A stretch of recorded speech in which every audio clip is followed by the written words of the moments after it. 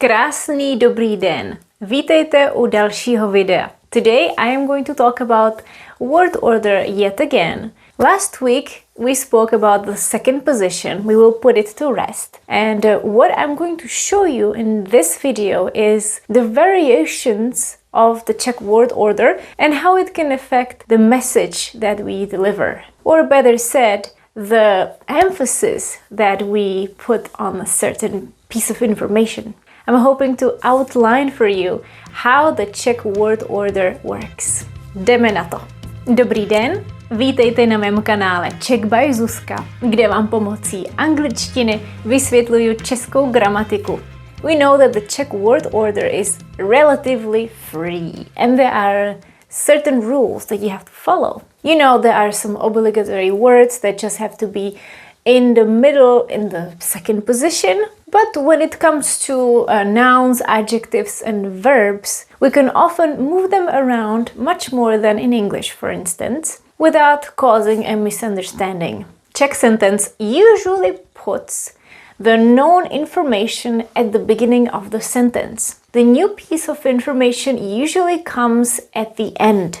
This applies for the objective word order, because in subjective word order things are a little bit different, but we will also not mention it here. I want to show you what I mean on these three sentences. Each of these sentences contains three words and every time it's in a different word order. Let's see what's the difference.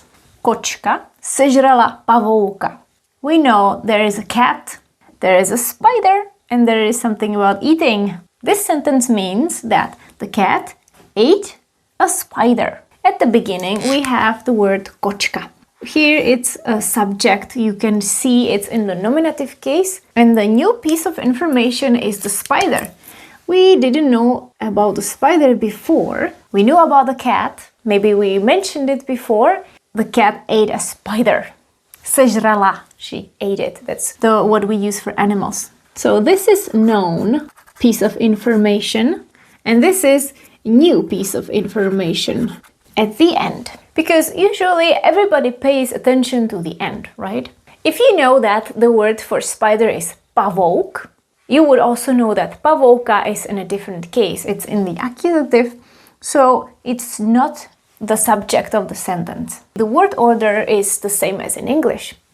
What happens if we say pavouka sežrala kočka? We cannot translate it literally, word by word. We cannot say a spider ate a cat. What does that mean? Does that mean that the spider ate a cat? No, because pavouka, it's still in the accusative case. And it's at the beginning of the sentence. Kočka is still in the nominative case and it's at the end of the sentence. How is that different from this sentence? What is known in this sentence? What's at the beginning? Pavouka. Somehow we already spoke about the spider. We mentioned it. We knew about it. Now, the new piece of information is that a cat ate it. We could say the spider was eaten by a cat, although that's a little too formal. Or cat was the one who ate the spider. You might be asking, why would we have to say a sentence like this? It all depends on the context, on the conversation. Situation A. You come into the room, you know you have a cat in the house. There are people and everybody is grossed out. So you ask, co se stalo? What happened? Kočka sežrala pavouka. The cat ate a spider. Situation B. You know there was a big spider by the bathroom. And then you suddenly don't see it, you cannot find it. And you wonder, kde je ten pavouk? Where's that spider? Spider is not a new piece of information anymore. So you ask, co se stalo s pavoukem? What happened with the spider? Kde je pavouk? Where's the spider? Pavouka sežrala kočka. The spider was eaten by a cat. Often in English we use the definite article for the known piece of information in Czech. The cat, the spider. And the new piece of information is with an indefinite article. A spider, a cat. So a known piece of information typically takes the definite article in English. Now, what about the third sentence? Kočka pavouka sežrala. The new piece of information is sežrala, or the important piece of information. Situation C. You know, your cat was playing with a spider. And then you looked away, you didn't pay attention for some time, you saw your cat and you didn't see the spider anymore. So you can ask, co udělala kočka s pavoukem? What did the cat do with the spider? Kočka pavouka sežrala. You can even add, a nakonec kočka pavouka sežrala. A nakonec. And in the end. It all depends on the context, what it is that we want to know. What is important in that certain situation? Let's take a look at another example. This time we have 4 words in the sentence. There are 3 sentences with the same words that are moved around. The first sentence is neutral. We simply want to say that yesterday Grandpa was not at home. Home is at the end, doma, so we could say this is the important piece of information. He was not home. We could even say děda včera nebyl doma.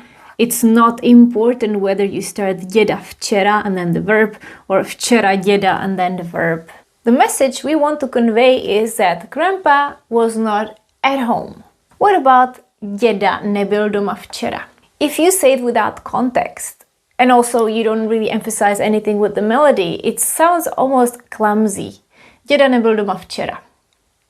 If, for instance, someone told you, can you translate a sentence, Grandpa was not at home yesterday, or yesterday Grandpa was not at home, you would go for this option because that's the one that's natural. You don't have more context, you don't have anything that you need special emphasis on, other than that he was not at home. If you translate it with this, it's a bit weird, unless you have context. For example, děda nebyl doma včera, dneska už je. Dneska už je doma. Grandpa was not at home yesterday, but today he is. If someone said, oh, today your grandpa's not at home. Ne, děda nebyl doma včera, dneska už je doma. You notice that I said, děda nebyl doma včera. You emphasize it also with your voice. Včera nebyl doma děda. You can guess we're emphasizing grandpa. Grandpa was the one who was not at home. Včera nebyl doma děda. Babička byla doma. Or včera nebyl doma děda a dneska není doma babička. So I hope you get the idea. Notice the melody of my voice. Včera děda nebyl doma. Děda nebyl doma včera. Dneska je. Včera nebyl doma děda. Babička doma byla. Another example for you. V pondělí v 10 hodin máme lekci. Okay, this is a little bit longer. More pieces of information. On Monday at 10 o'clock we have a lesson. So we're saying there is a lesson on Monday at 10 o'clock. Here, obviously, we could translate it the same. The same words, different word order. Now, help me pick the correct answer to a specific question. Let's say you know about a lesson, but you can't remember when. Kdy máme lekci? Kdy máme lekci? When is our lesson? What would be the best answer from these 3? Kdy máme lekci? It would be this one. Lekci máme v pondělí v 10 hodin. We can take this as a whole unit, the adverbial phrase of time. This whole unit is important. That's the important piece of information. Time. When? We could ask, kdy máme lekci? The natural answer to this would be v pondělí v 10 hodin. You don't have to repeat this. But if you need it, you would put the known information at the beginning. Lekci máme v pondělí v 10 hodin. Notice that you even put lekci, the object, at the very beginning. The lesson we have on Monday at 10. Now, what about if someone says, oh, there's no lesson on Monday, is it? V pondělí lekci nemáme, že ne? What's the best answer? V pondělí v 10 hodin lekci máme. Lekci máme. You emphasize. Ne, v pondělí v 10 hodin lekci máme. And again, we could leave this out. Or even this, actually. Máme. V pondělí lekci nemáme, že ne? Or on the contrary, if someone thought there is a lesson and it was not gonna be, you could say, v pondělí lekci nemáme. Now, the last question. Co je v pondělí v 10 hodin? V pondělí v 10 hodin máme lekci. Or we simply answer, máme lekci. New piece of information. I really hope you're starting to understand this whole mystery behind the Czech word order. Another example which we're gonna work on together. Imagine this situation. Your friend and you want to go to the movies. All you know is there is a movie that starts at 8:10. Now, you want to know where are you meeting and when are you meeting? First, help me make an answer to the question, kde se sejdeme? Where are we meeting? We have these three components. Před kinem, in front of the cinema, v 8 at 8, sejdeme se, will meet. You might have to change the word order here. Depends how we build a sentence. So we have where, when, and what we're gonna do. The question was, kde se sejdeme? Where are we gonna meet? The answer would be, sejdeme se v 8 před kinem. Because před kinem is the important piece of information. We are asking, kde, where, in front of the cinema. Remember, we could also leave out the known piece of information. We don't have to say sejdeme se. We could just say v 8 před kinem, or even just před kinem, if the question is clear. Help me make an answer to the sentence, when are we meeting? Kdy se sejdeme? Kdy se sejdeme? Okay, you could say sejdeme se v 8, or even v 8, right? And if you, for some reason, needed to use all the three components, then we would put the least important one at the beginning. Před kinem se sejdeme v 8. Před kinem se sejdeme v 8. Or simply just v 8. And also notice we had to switch the word order. This is the second position. Před kinem is the first position component. Se sejdeme v 8. The last question. You do remember that the movie starts at 8:10 and you also heard your friend saying something about 8, but you don't remember what or you didn't hear. You could ask, a co bude v 8? What's gonna be at 8? In other words, what are we gonna do at 8? A natural response, a short one, would be sejdeme se. And if you needed to use all the three parts of the sentence, then you would say, v 8, it's better to start with the time here.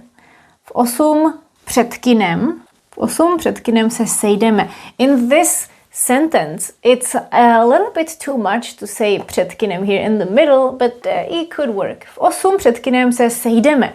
It would sound okay if, again, you really make an emphasis on sejdeme se or se sejdeme and you change the melody of your voice. V 8 před kinem se sejdeme. Or v 8 se sejdeme. Perfect. Let's work together on a very similar exercise. You're at the doctor, you're sick, and you need to come again for a checkup. We have these 3 units. Come for a checkup on Tuesday morning. Imagine the doctor tells you, oh, you need to come again for a checkup. So now the question is, when should I come? Kdy mám přijít na kontrolu? She already mentioned the word na kontrolu, přijít. So na kontrolu is not a new piece of information. What would be the answer? Let's start with a short answer. What would the doctor answer? Kdy mám přijít na kontrolu? The doctor answers v úterý dopoledne. V úterý dopoledne. A short answer, or it would be at the very end. What if we wanted to use all the 3 components? We would start with the least interesting information, the least important. Na kontrolu, because she already talked about it.